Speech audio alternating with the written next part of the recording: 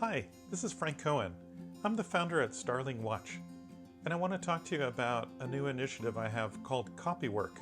It's all about love and 3D manufacturing.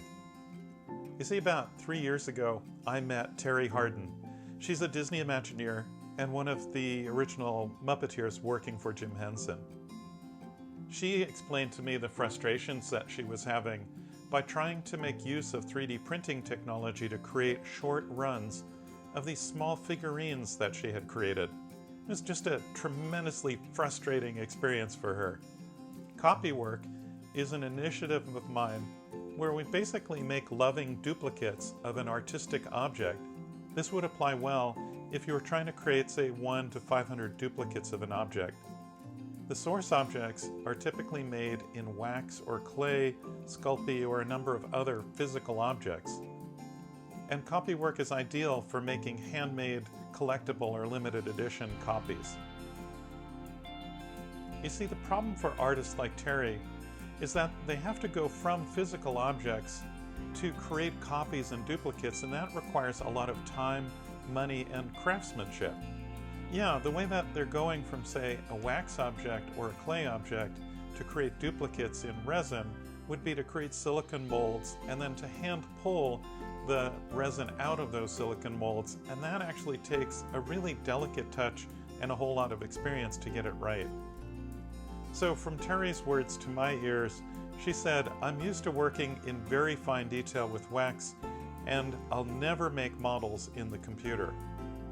Copywork solves this problem for artists, and we do it by having a simple 4-step Copywork process. The first is that the artist typically will use wax or clay or some other physical medium to create the object. The second step then is to use a laser scanner to scan those objects into an object format file. The third step is to use stereolithography or SLA to print the object in a resin.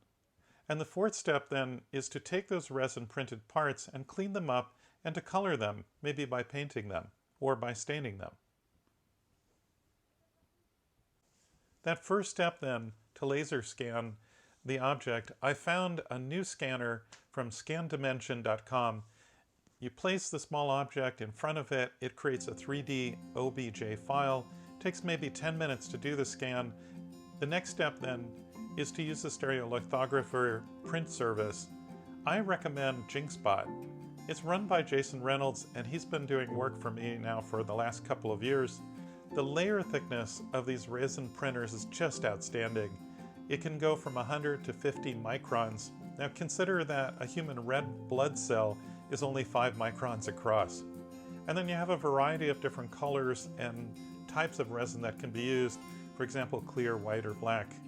The costs for the Copywork solution have to be inexpensive because the overall product that you're producing typically requires a low suggested retail price.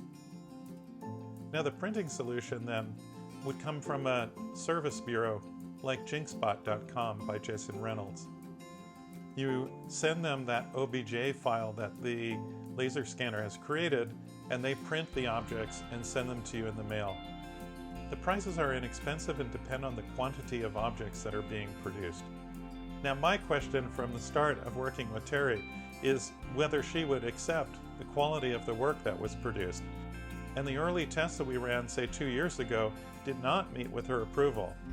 It was only after we added the new Scan Dimension laser scanner and then used the resin SLA printer that it met with Terri's approval. The Copywork process is free and open source for you. I've listed the URLs to the different providers here, like Scan Dimension and JinkSpot.